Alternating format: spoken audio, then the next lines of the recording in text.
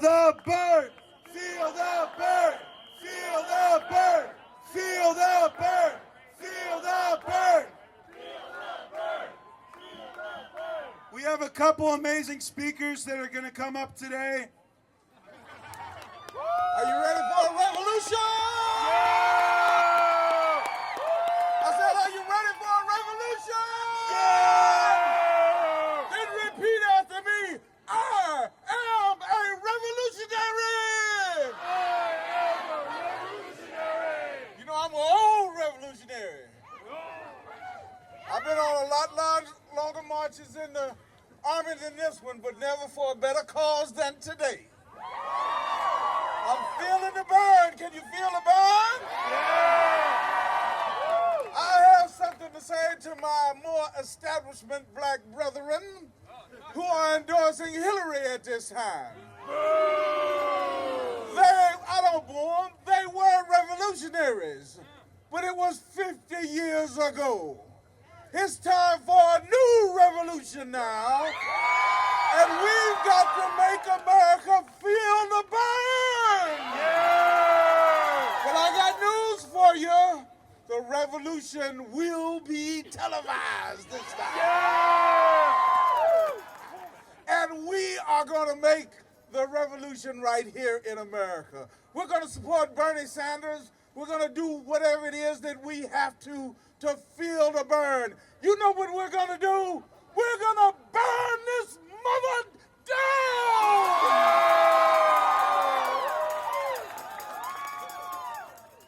The next person coming up to speak is a friend of mine, Marcela Anita. She's going to give us a little bit of perspective from a Brazilian perspective. We'll talk about things that are important to an immigrant.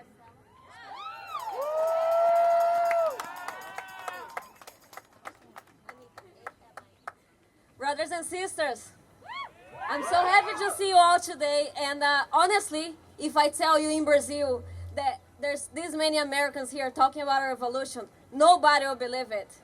Because in Latin America, yeah, sometimes they think that people don't talk about revolution and there's only counter-revolutionaries here. And we need to show that that's not true. And first time that I'm actually seeing this and feeling this, and this is amazing. So, cheers for you. So I want to talk a little bit about the immigrations here, the immigrants. So I've been here for 4 years. This is my fourth winter. It's been hard. And but I don't want to talk about what makes us different here.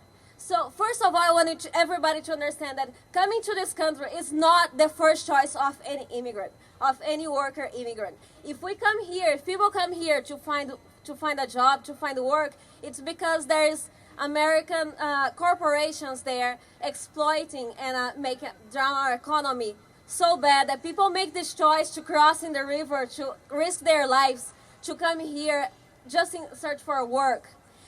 And so I can tell you the problem that immigrants are the same problem that the American working class. So we don't wanna, we can't care less about having a paper or be calling in America. We are the same people, or what we really want is to have the same rights to work. We also want a 15 an hour, but we also want hours work. We want a full-time and benefits. We want to have health care. We want to have education. How is that different? We are not different. We need to understand that we are fighting on the same side. We are the same people. So the workers from Mexico, from Brazil, from China, and the workers from America, we have the same interest, and we need to come together. We are the 99%, as it was already established. And only the union of the whole workers of all the countries can actually change this. Because I know that it's not one person here voted for policies for economic and political policies that actually makes Mexico or Brazil or Peru or any country to be in poverty there. Nobody, I know that you don't decide this. So somebody else decides this, somebody else is deciding, and it's the 1%. It's all, the system, these institutions, all to defend the 1%. So We're talking about a revolution, but what's a revolution? A revolution is when the ordinary workers and people, they enter the scene to take and decide their own destiny. And that's what we need to do. So no matter what happens here, no matter what happens in this election, we need to stick together. You know, this campaign, the best thing that it accomplished, it brought us together. And the only way, as Bernie Sanders already said once, that no matter who is elected, cannot solve the fundamental problems of the working class.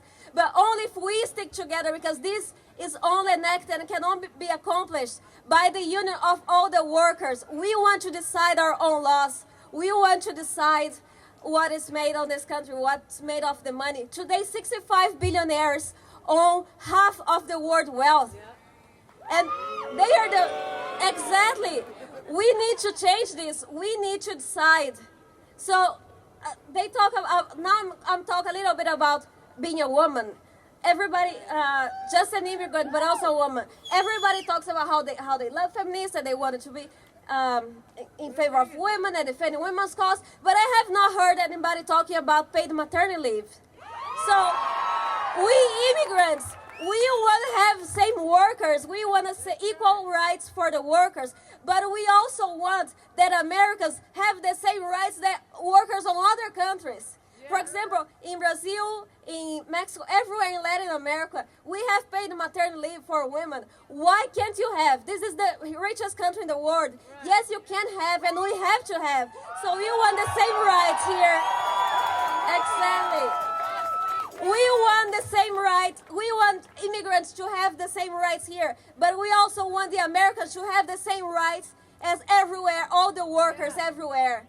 So, and I want to tell you a secret, something that you may not know, the power that Americans workers have. Because you have so much influence on all over the world, everywhere in the world, everybody can point out in the map where's the United States.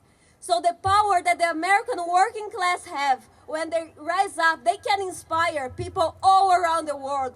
You have this power that nobody else have in the world, more than anybody else. So we count on you changing your own destiny. You are going to immediately be influencing and changing all around the world. People will be inspired by you. We have to remember that our brothers and sisters in Greece, they are trying to solve their problems, and they built Syriza. Our brothers and sisters in Spain, they built the Podemos, which means really we can. So they are trying to find their own. We have to really look up at these examples of the working class everywhere and support them and follow them, and also step our game up and inspire them, because we do have this power here. So just to close out, I just want you to remember that that these borders, there's no frontiers between the workers. All of these lies that is between gender and religion and ethnicity and everything, these are all artificial. There's no frontiers between the workers. The Americans workers, the immigrants, the black, the white, the Asian, everybody. We are the working class. We are the 99%, and we have the same interests. So only our unity will change this country, and will change the continent and everywhere. We have one problem. We immigrants, we don't have, our main problem is not a paper. Our main problem is called the capitalist system. And we need to change this. We need a revolution. And it's the same problems that you have. We are fighting on the same side. So I count on you. We have nothing to lose but our chains. Thank you.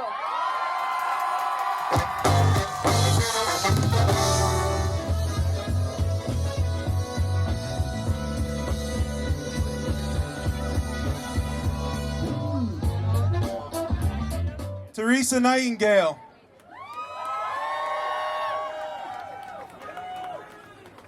Hi, my name is Teresa Nightingale. I am the Deputy Director of Pittsburgh Normal, which is the national organization for the reform of marijuana law. I had to write my speech down. I'm not as good as public speaking as they are. But as you said, I've been working on as an advocate for cannabis reform in the state of Pennsylvania now for 4 years. Right now in Pennsylvania, we have a medical marijuana bill entitled SB 3, It is. It's severely limited, to say the least. House Republicans continue to stall our medical marijuana bills. Yeah. Even though we have an 80% support rate for medical marijuana in PA. So Representative Mike Turzai specifically, he is behind the stall tactics for this medical marijuana bill the most. It's no surprise that many of these politicians take donations from the pharmaceutical industries and the private prison organizations too. Our health leader for the Senate actually received over $20,000 from AstraZeneca alone last year, and yeah. Recently, we've heard yet again that our medical marijuana bill may receive a vote in March. While we are excited that a vote may finally happen, we are terrified as to what this bill will look like. Over 100 amendments have been filed thus far. It's going to be torn apart. It's going to be severely limited. It's going to be no cannabis flower product, only oil for people with severe seizure disorders and cancers and MS, which is legit, and we are happy that those people are getting their medicine. But we all deserve the right to choose. Sorry. For those of you who don't know, federally, marijuana is scheduled higher and more harshly than cocaine, methamphetamines, and prescription opiates. Bernie Sanders not only understands the benefit of medical marijuana, but in 2001, he co-sponsored the States' Rights to Medical Marijuana Act, which, if enacted, would have turned marijuana into a Schedule II substance. This means that we would be recognized as having an accepted medical use and treatment and freeing up federal research money to study marijuana's expanding roles in medicine. The federal government continues to pretend that marijuana, as a Schedule I controlled substance, has no medical use and a high potential for abuse. Yeah, which we know is insane. Yeah. Yet the same federal government has a patent on marijuana's ability to repair brain damage and trauma, which is why the FDA can't study it. The patent holder has to bring it to the FDA to be studied. I feel like I'm taking crazy pills every day when I read this stuff. Just yesterday, I read a statistic that showed that here in Pennsylvania, over 18,000 adults were charged with minor marijuana possessory offenses compared to 11,000 for cocaine and heroin combined. More people for marijuana than heroin and cocaine combined. As we struggle with a heroin overdose epidemic in our state, we continue to divert critical and limited resources to busting responsible adults with a few grams of a plant. Big Pharma is killing us! Absolutely. Opioid addiction and overdose is an all-time high, and Pittsburgh, along with the United States, doesn't have the infrastructure nor the resources for proper treatment. The time and resources that we spend locking up non-violent marijuana users should go towards helping those in the community that suffer from real addiction issues. And Bernie Sanders understands this. He knows that addiction should be treated like the mental health issue that it is and not the criminal one that it's not. People who abuse drugs need help, not punishment. No one wakes up and wants to stick a needle into their arm. Most people who have addiction issues have suffered tremendous amounts of abuse in the past, and they need help. They need therapy, not a jail cell. Speaking of jail cells, Bernie Sanders has even taken it a step further by recently introducing legislation to put an end to the private prison industry, which has mainly existed due to legislation brought on by the war on drugs. He, quote, "Criminal justice and public safety are without a doubt the responsibility of the citizens of our country, not private corporations. They should be carried out by those who answer to voters, not those who answer to investors." While other candidates in this contest have embraced the private prison industry and its political contributions, Bernie Sanders, like all of you, find it unconscionable to make a profit from locking people in cages. Corporations such as Community Corrections of America reap windfall profits while forcing its clients, the state, to guarantee 80% or greater occupancy rates or they pay a penalty. So yes, the private prison industry literally demands inmates and creates a financial incentive to local communities and police to make arrests and local judges to set high bonds.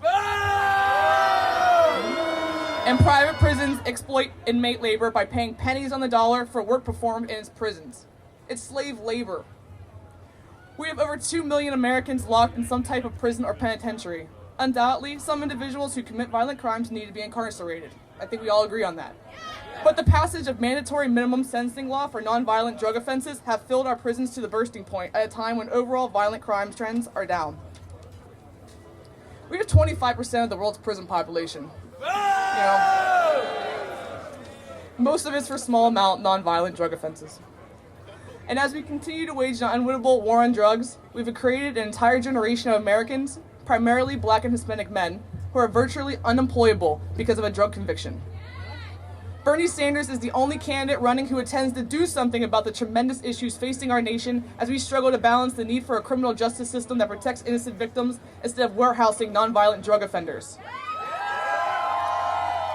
We're destroying the future of this great nation with our reckless criminal justice policies that demand incarceration.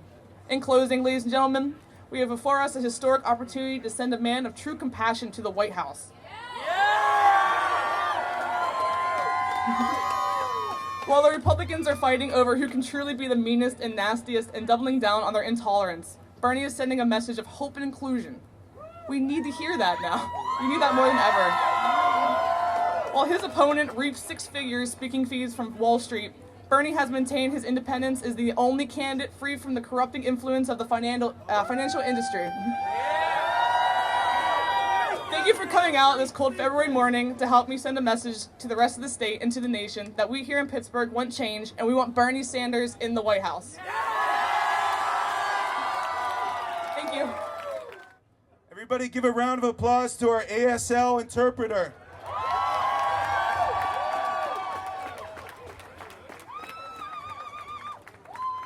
We're going to have a short interlude with the Tiger Maple String Band. They're going to play a Bernie tune for us.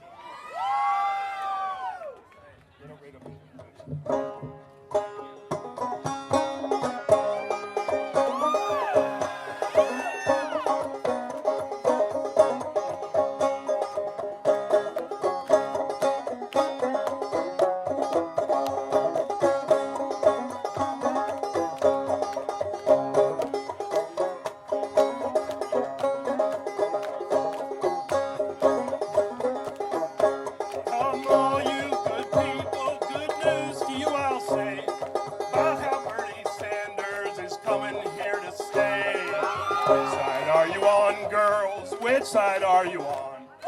Which side are you on, boys? Which side are you on? Which side, which side, which side are you on? Which side are you on? People, which side are you on? They say in 2016 there are no neutrals left. Will you be a Bernie fan or part of the 1%? Which side are you on, girls? Which side are you on? Which side are you on, boys? Which side are you on? Which side, which side, which side are you on? Which side are you on? People, which side are you on? So will you work for Bernie? I'll tell you how you can. Fight for social justice and stand for the common man. Which side are you on, girls? Which side are you on? Which side are you on, boys? Which side are you on? Which side, which side, which side are you on? Which side are you on? People, which side are you on?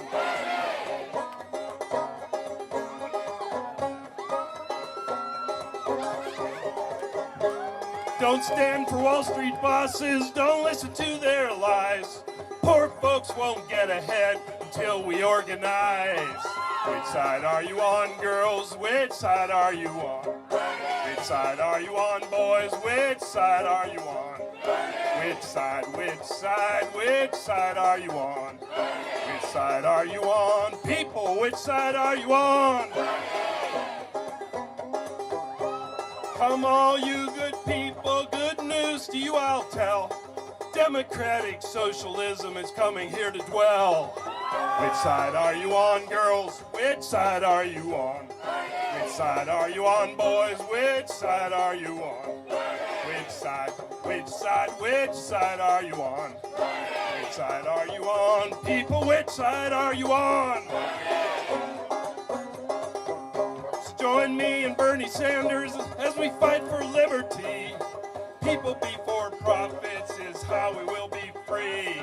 Which side are you on, boys? Which side are you on? Which side are you on, girls? Which side are you on? Which side?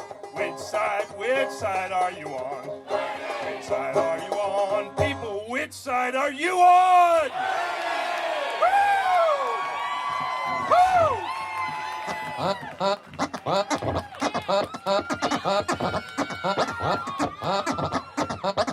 Down by the riverside, down by the riverside, I'm gonna talk with the Prince of Peace. Down by the riverside and study war no more.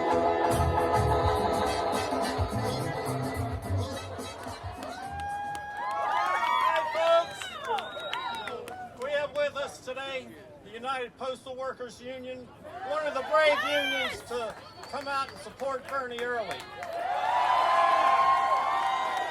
And what's this revolution about? It's about voting. You're voting 16, you're voting 18, you're voting 20. Game, set, and match. I'd like to thank Chuck Pugar. He's the president of the United Postal Worker in Pittsburgh. And Mike Gallagher, he could have been in New York today, Philadelphia, Boston. He decided to come to Pittsburgh. Mike Gallagher, Eastern Regional Coordinator.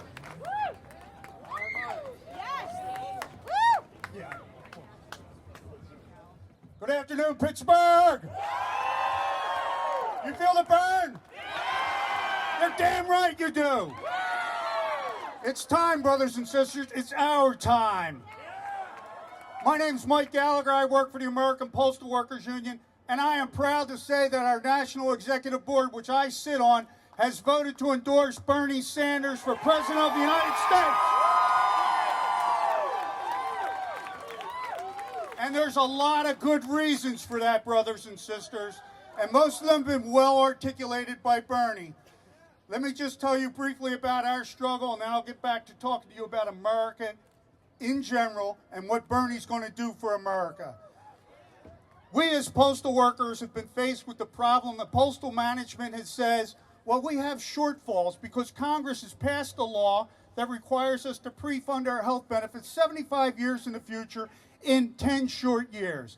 The Postal Service runs at an extreme deficit because of that law, and we've been asking every congressional person to change that law. You know who has led that struggle for us, brothers and sisters? Bernie! Bernie! Bernie! Bernie! Bernie! He is the real deal. And because the Postal Service is suffering because of that congressional mandate, their bright idea is to save money by closing post offices. By changing what we call service standards to slow down your mail delivery to the next day or the next day after that. And that way, they can close processing centers and consolidate them. And guess what? They can then shed workers at an extreme rate, getting rid of good union-paying jobs. That's exactly right. And who's in the forefront? Once again, it's Bernie. Bernie was one of the few senators that stood up in his state and saved White River Junction, Vermont processing plant for closing. No one else did it, just Bernie. Everybody else got theirs closed.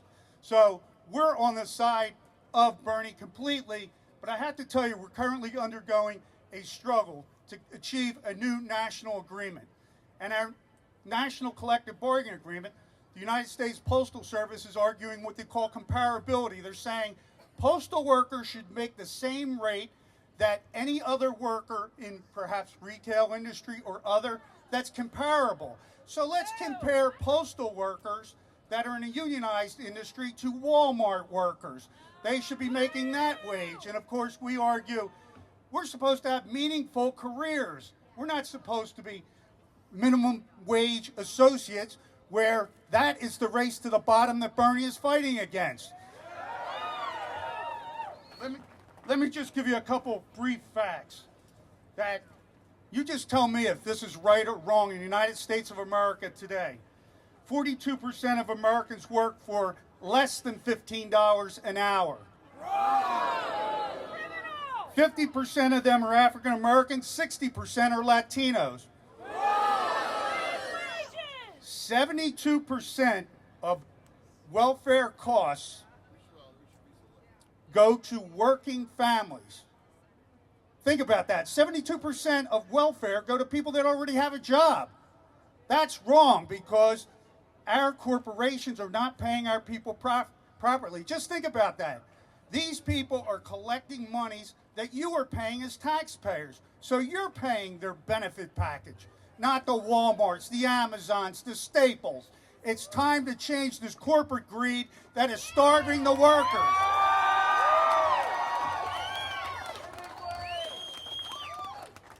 America's wealth grew 60%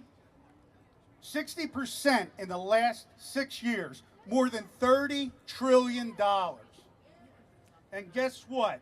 During that same period, the number of homeless children went up 60%. Is that right or wrong? That is so wrong, brothers and sisters, so wrong. Let me just give you a couple more facts. Over half of public school students are poor enough to qualify for lunch subsidies.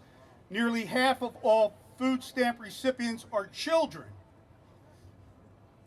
$153 billion in taxpayer money was paid to people to subsidize their income. It's just wrong that we're being taxed in order to pay the government so that government can pay people that are already working because corporations are ripping them off. And when we talk about corporate ripoffs, remember, the manufacturing base in the United States, including steel here in Pittsburgh, has disappeared. Where did it go?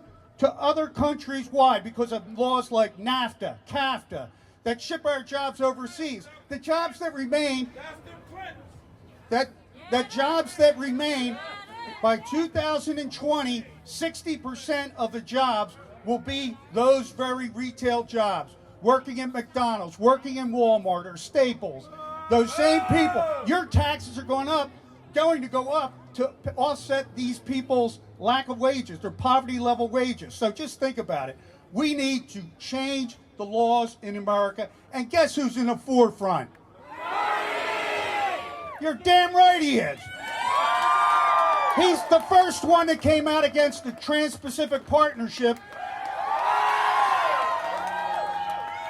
And guess what? He's changing the demographics of the Democratic Party. Because Hillary was against it. Now she was for it, now she's against it. She flip-flopped, that is right. Why did she flip-flop? Because Bernie is making the pendulum swing the other way for the Democratic Party, and it's doing it for the right reason. If this political revolution works like we want it to, brothers and sisters, we will have the most democratic, most pro-worker president that the United States has ever seen.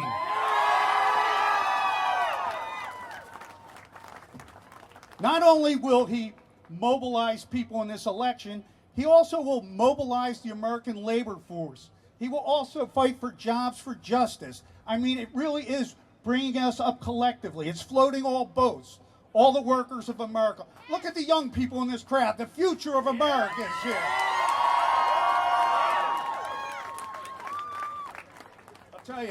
I'll tell you, for years, I'm getting a little long in the tooth, and I've voted in every election since I was it 18? Yeah, 18.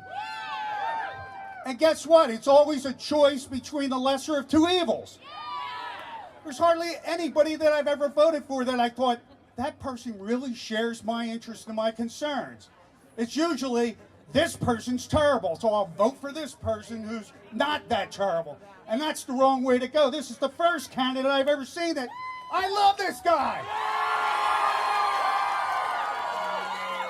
Burn it, burn it, burn it, burn it, burn it, burn it, burn it, burn it. Let me sum it up like this. On Bernie's website, berniesanders.com, it says we're building a movement with millions of Americans to take on a corrupt political system that holds in place a rigged economy. And that's exactly what we're railing against, brothers and sisters. That's exactly what we don't want in America. We want to change the corrupt finance system where billionaires buy election. Hell, one billionaire's saying I'm funding my own election. And guess what? He's going to make America great. He's going to make it great by continuing minimum wage jobs. He's all for the minimum wage. He's a free trader. He's all for Trans-Pacific Partnership. I mean, give me a break. There's only one person that's going to make America great, and that's Bernie Sanders. Thank you, brothers and sisters. Give me one more. Bernie, Bernie, Bernie, Bernie, Bernie, Bernie. Get out there and vote, brothers and sisters. Thank you. Brooklyn, Cleveland, Beaver, Verona, Brentwood, Perryopolis, Albany, Wichita, Homer City, Huntington, Cumberland, Erie, Washington, PA, Norristown, Uniontown, the United Kingdom, Gibsonia, Indiana, Dayton, New Jersey, Buffalo, Swarthmore, Punxsutawney, Philly, Ambridge, Williamsport. And Toronto. Shout out to T.O. I've got a book here that some people might recognize. I'm going to pass this around to get everybody's signature, and we're going to deliver it to Mayor Bill Peduto. And we'll see if maybe he'll change his endorsement. In order for Bernie to have his vision, he needs grassroots roots like this. And we're here. He also needs senators ready to fight for him, fight for his bills, fight for progress in the U.S. Senate. John Fetterman will be that senator, and he's here today.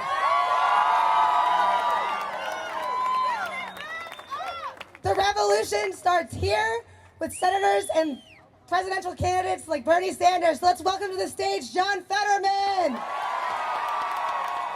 All right, I brought my smallest supporters right up here. Representing the first graders for Bernie, this is my son Carl. And Gracie. Representing 4-year-olds for Bernie, my daughter Gracie. And from the Bernie is best category, and we all know who that is, and this is Harper. So please welcome them to the stage.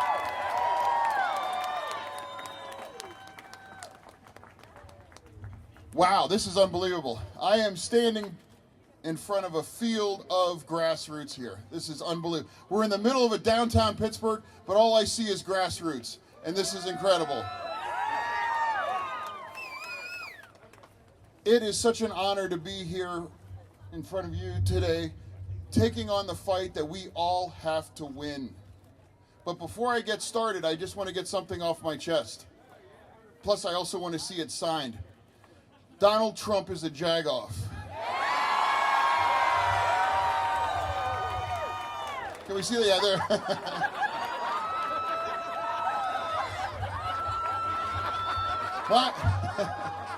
My campaign is not... Feels so much better getting that off my chest, but at the end of the day, though, it's serious now. It used to be a joke, and now he's queued up to win Super Tuesday. And you know what the best antidote to a jagoff like him is? Bernie Sanders. I'm in my own fight. I'm running for the United States Senate.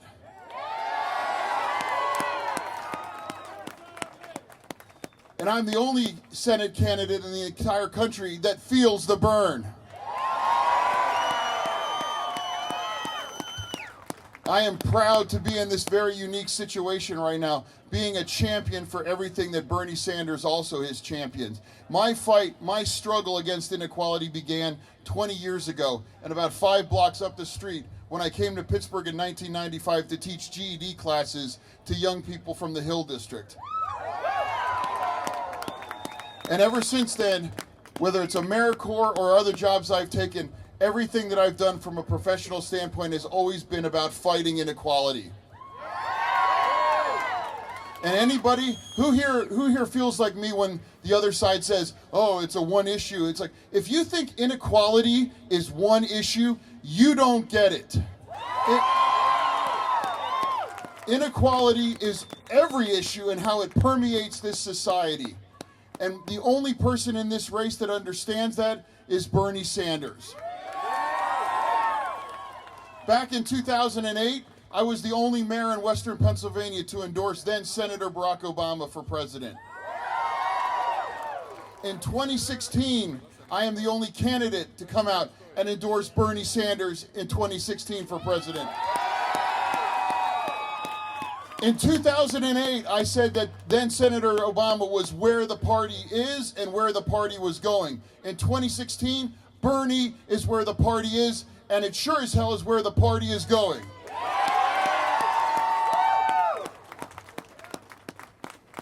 I want to have Bernie's back in the United States Senate. All of the things that he wants to pass, he can't pass unless he's got a team behind him. And I am proud to be front and center on his team.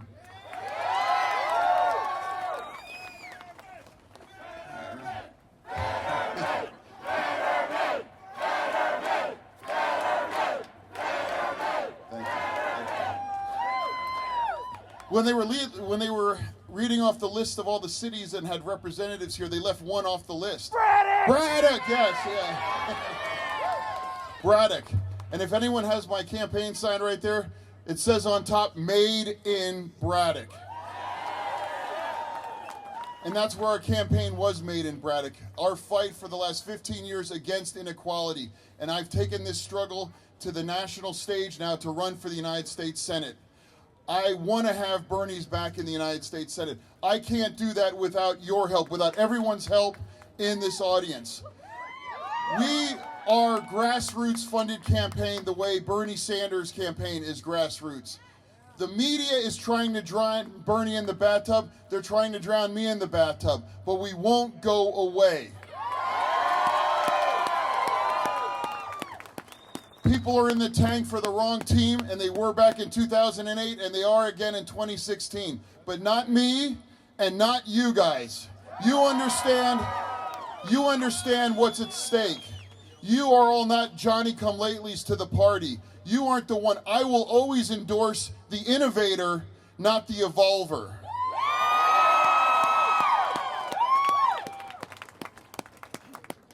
My campaign is based on fighting inequality. Senator Sanders' campaign is based on fighting inequality. Together, he and I are going to take on Pennsylvania, and we want to bring it back to you all, to the grassroots. We cannot have a society where billionaires can shop for candidates the way you and I would shop for a laptop. That's what's happening. We have to repeal Citizens United. You okay, sweetie? We have to get big money out of politics. And you know how we do it? $5 a time at BernieSanders.com, JohnFetterman.com. We need to end mass incarceration. We have to end this nation's failed war on drugs. We need to legalize marijuana. We need safe, comprehensive, sane immigration reform. We need all these things. And this isn't focus group. This isn't poll tested like one campaign. It's what he believes. It's what I believe. This is why I'm here today talking in front of you. Thank you so much for coming out. Thank you for feeling the burn. Thank you for supporting my campaign. Thank you very much. Thank you, Pittsburgh.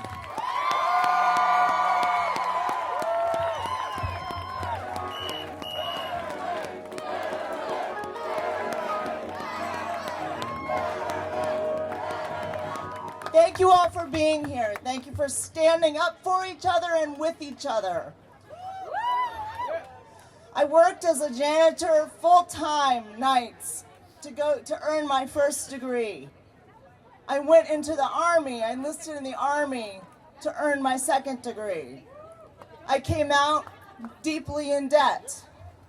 Many of the people that I served with in Iraq went into the Army so they could feed their families, so they could go to school. Their choices were between extreme poverty and the military. It's not right that we should have to give our lives, be bomb fodder to get our educations. I served with black men and women, Latinos, Muslims, a whole range of identities who had been divided against each other by the rhetoric of hatred, of racism. We went to Iraq. I was there from 2003 to 2004, and I watched the wreckage that we made of a country that had not acted in hostility against us. I watched billions of our taxpayer dollars be poured into the pockets of private contractors. Our trucks broke down all the time. We didn't have radios that could work. For the first few months that we were there, we didn't have armor that could stop a bullet. We watched Halliburton's trucks gleaming new. We watched the oil being carried out of the country, stolen from the Iraqi people, going into the pockets of a few billionaires. Millions of Iraqis have lost their homes, lost their lives. Millions of refugees have been created by our wars across the Middle East. A friend of mine was tortured by a group that we funded and trained, an Iraqi grandmother. My unit delivered water to Abu Ghraib. On all the chow halls across Iraq, as a trucker, I went to all these different military bases. Fox News, pumping out hatred of the Iraqis. I was lucky enough to actually meet and talk with Iraqis whose lives we were wrecking. We have been divided against each other. Muslims, blacks, gay, straight. The low income against those who are struggling to cling to that label of the middle class. We have to stand together. This candidate has a history, a record of being straight, of fighting for low-income people, for workers, no matter what their color, no matter what their sexual orientation, no matter what their origin. So we have to stand together now. We have to educate each other. We have to mobilize each other. Sign up as volunteers for this campaign. Please, whatever happens, don't let us be divided from each other. Thank you.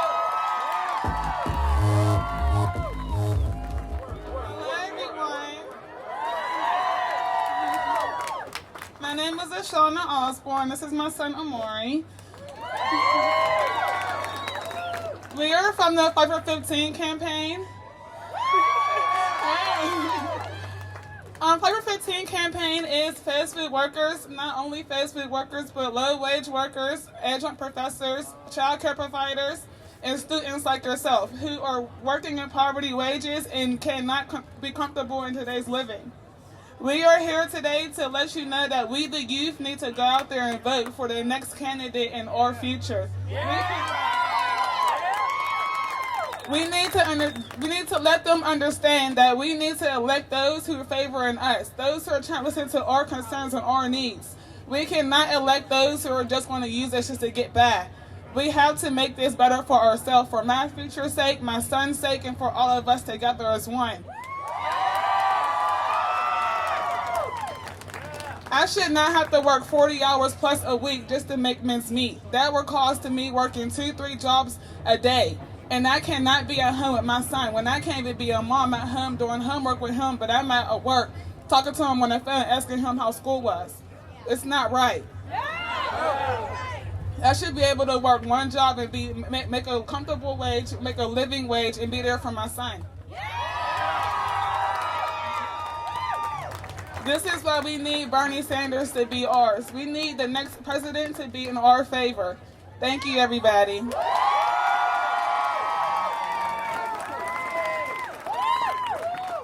I'm going to leave you with 2 quotes from James Baldwin.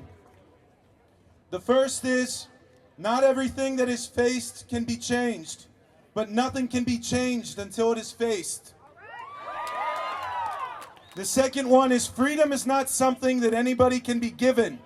Freedom is something people take, and people are as free as they want to be." And now, without further ado, David Crawford, otherwise known as Justice Proudhammer. Order, order in the court. Members of the jury, in the case of the people versus the big banks, you have heard all of the testimony. You and you alone are the judges of fact. Once you have determined what facts the evidence supports, you must then apply the law to the facts as you find them. Whatever verdict you render must be unanimous. That is, each and every person must agree on the verdict. Am I understood? Yes. Well, now, the big banks are charged with numerous counts of predatory, deceptive, and abusive lending. Securities fraud, including creating investment vehicles designed to fail.